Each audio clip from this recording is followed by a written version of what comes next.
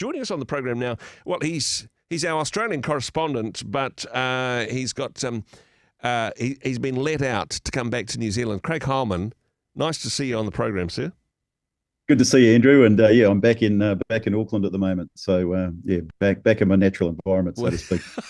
It's good to know. Hey, you're talking about, I suppose, the churches helping out people in times of crisis. I was talking with the good folk at the Salvation Army a little bit earlier in the program, and it's becoming more common for people to see the church as a place of refuge and support in difficult times. And honestly, that's not necessarily a bad thing. A lot of people see the church and see it as not such a positive space. But in your home state of Tasmania, I understand it's almost getting up to most people supported by the church in that part of the world.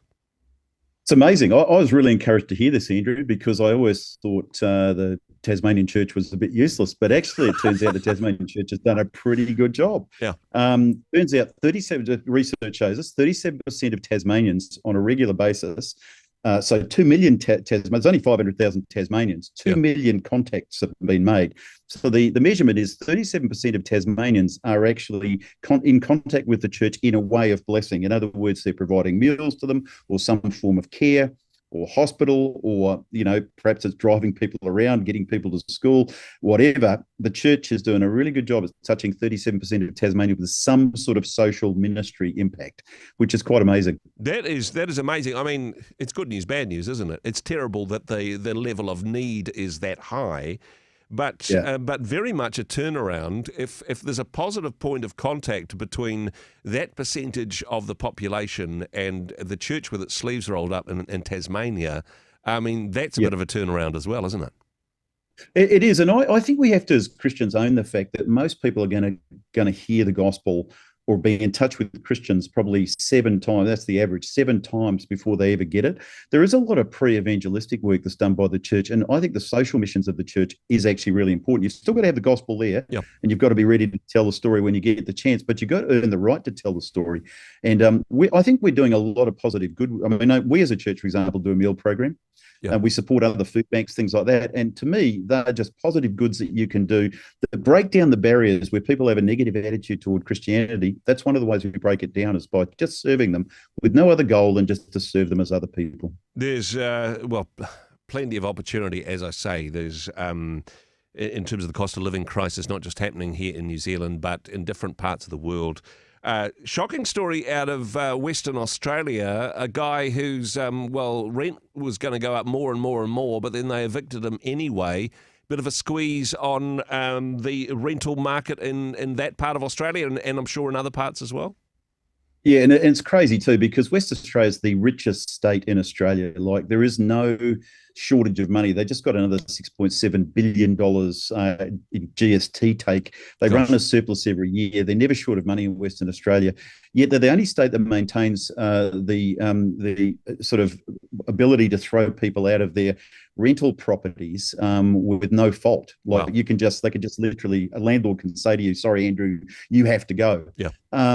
It just seems to lack compassion. And this one particular father, his story is being told, which is that he offered to pay $250 more a week in rent. Now, I don't know what the original rent was. Let's say it was $500. Yeah. Jumping it up to $750, or you're going from $750 to $1,000. That's a fair leap. Yeah. And yet he was thrown out. Well, look, the upside of the story is he is a semi-professional boxer. So if I was a landlord, I probably wouldn't have done it. But who knows what happens now?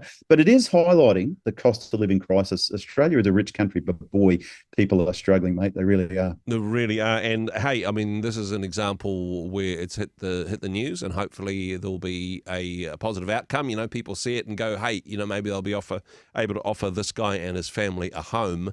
But I suppose it's indicative of a problem which is happening in, not just in Western Australia, but other parts of Australia as well. Perhaps it's another area that the church can step up and be part of the answer, Craig.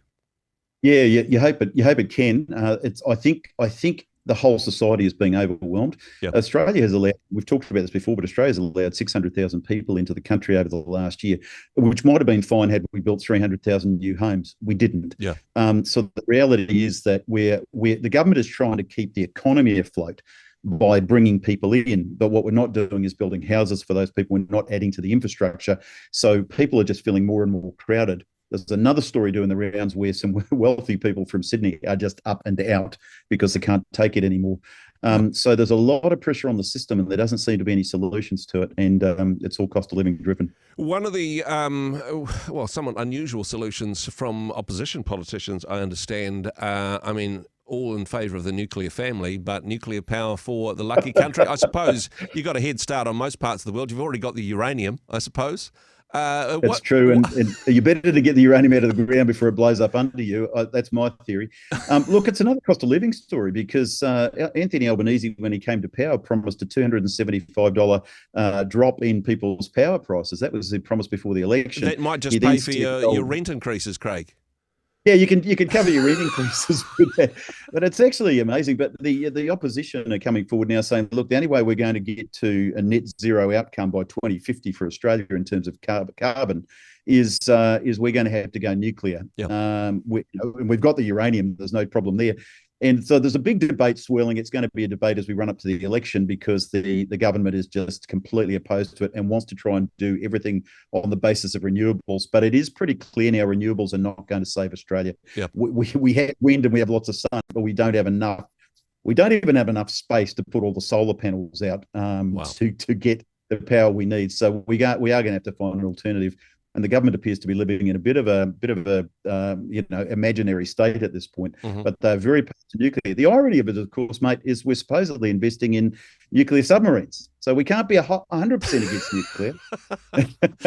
Yeah, I mean, the nuclear option is the best option for the environment. That seems counterintuitive, but perhaps that's the nuclear-free Kiwi attitude in that regard. Craig, certainly appreciate your commentary as always. Thanks for being part of the program again. God bless, mate. Great to see you. Hey, thanks very much for joining us in the Rhema studio. Thanks very much for watching the interview.